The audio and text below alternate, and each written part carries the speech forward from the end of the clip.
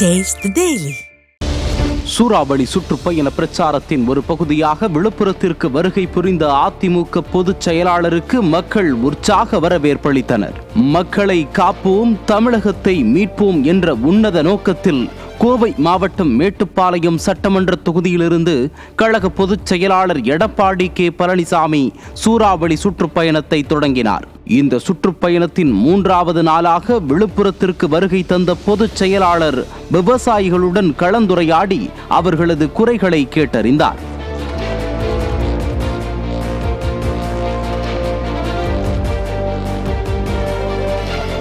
இதனை அடுத்து சாலையில் நடைபயணம் மேற்கொண்ட பொதுச் செயலாளர் மக்களை சந்தித்து கலந்துரையாடி அவர்களது அன்பு வெள்ளத்தில் ஆழ்ந்தார்.